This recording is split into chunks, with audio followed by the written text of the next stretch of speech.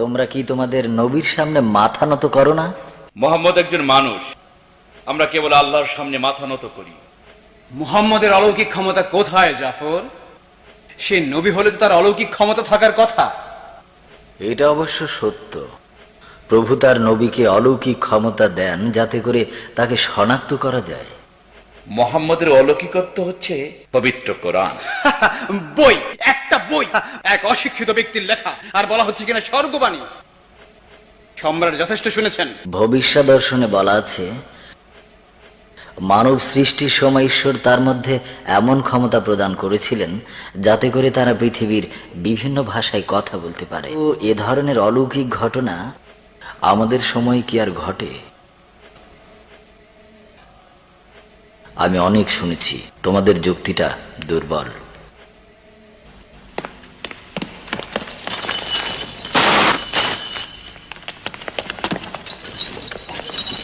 মক্কায় যখন আমরা নির্যাতিত হচ্ছিলাম তখন মোহাম্মদ আমাদেরকে বললেন, আবিসিনিয়ায় চলে যাও, সেখানে রাজত্ব করেন এক নীতিবান রাজা, যেখানে কেউ অন্যায়ের শিকার হয় না। যাকে তারা নির্যাতন বলছে তা ছিল তাদের জন্য উপযুক্ত শাস্তি। তোমাদের নবী তোমাদেরকে আমার কাছে কেন পাঠালো? কারণ আপনি এক সৃষ্টিকর্তায় বিশ্বাস করেন, যেমনটি আমরা করি। তিনি আমাদেরকে পাঠিয়েছেন এই বিশ্বাসে যে আপনার হৃদয়ে ঈশ্বর আমাদের কথা বলার মরিচিকার মধ্যে পানির অনুসন্ধান করা সমান কথা। কিন্তু এখন তারা আমার ঈশ্বরের দোহাই দিচ্ছে, আমাকে শুনতেই হবে।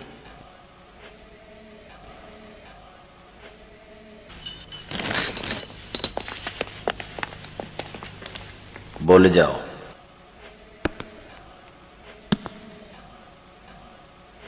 বছরের পর বছর ধরে আমরা কাঠ, পাথর এবং আমাদের নিজেদের তৈরি বিভিন্ন প্রতিমার পূজা করে এসেছি। আমরা ঈশ্বর সম্পর্কে অজ্ঞতার মধ্যেই বাস করছিলাম। আমাদের কিছু মানবরচিত আইন ছিল, স্বর্গীয় কোনো আইনই ছিল না। ধনীরা গরিবদের অবহেলা করত এবং মানুষের স্বাভাবিক মানবিকতা বোধ, যেখানে ভাই ভাইকে সাহায্য করবে, তারা এসব কিছু নিষিদ্ধ করে দিয়েছিল, ব্যাহত করেছিল সমাজের স্বাভাবিক গতিধারাকে। এই ধরনের অমানবিকতার মাঝে একজন পুরুষ আসলেন, যাকে নির্বাচিত করেছেন স্বয়ং আল্লাহ এবং যাকে আমরা বিশ্বাস করি।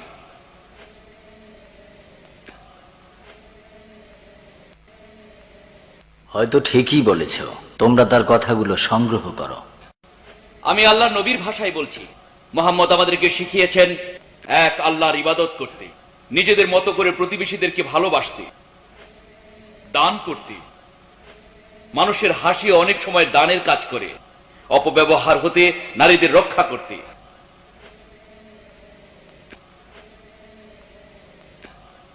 এতিমদের আশ্রয় দিতে এবং কাঠ পাথরের দেবতা হতে মুখ ফিরিয়ে নিতে। আমি নীরবে দাঁড়িয়ে আর দেবতাদের এরূপ অপমান সহ্য করতে পারছি না। আমরা এক প্রাচীন সভ্যতার ধারক। আমাদের দেবতাদের মৃত কাঠ আর পাথর বলা তাদের অজ্ঞতারই পরিচায়ক। প্রতিমাগুলো কেবল প্রতীকের জন্য, পুজোর জন্য নয়। ওগুলোর মধ্যস্থিত শক্তি আসল প্রভু।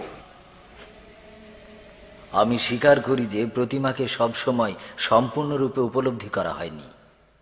ধন্যবাদ। এবার আপনি আমায় ওদেরকে নিয়ে যাবার অনুমতি দিন। আল্লাহ নরনারী সৃষ্টি করেছেন একে অপরের সঙ্গী হিসাবে। তারা আলাদা কিন্তু সমান। সমান? আমরা ওদেরকে কিনি, খাওয়াই, পড়াই, ব্যবহার করি, ছুঁড়ে ফেলে দিই। সেই নারী কিনা আমাদের সমান?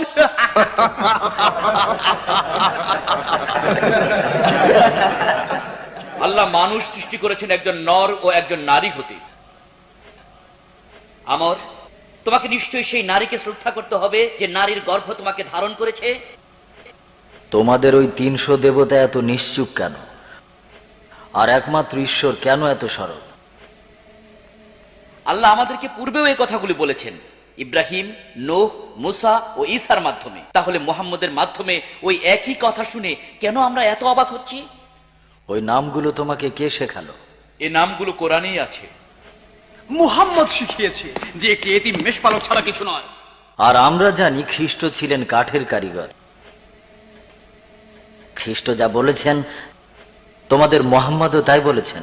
ব্যাপারটি যেন একই বাতির দুটি আলোকরশ্মি। তারা মিথ্যা বলছে। তারা যিশুকে অস্বীকার করে। তারা বলে যে আপনাদের 3 জন দেবতা, পিতা, পুত্র আর পবিত্র আত্মা।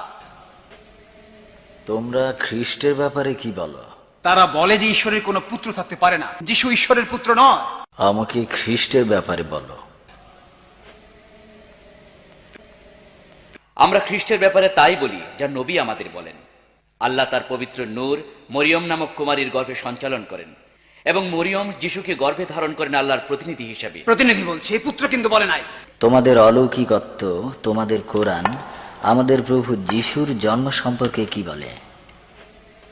আমি তাহলে উদ্ধৃতি করি,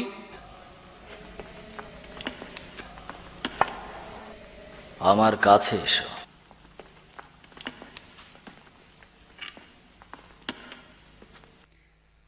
পরম করুণাময় অসীম দয়ালু আল্লাহর নামে শুরু করছি।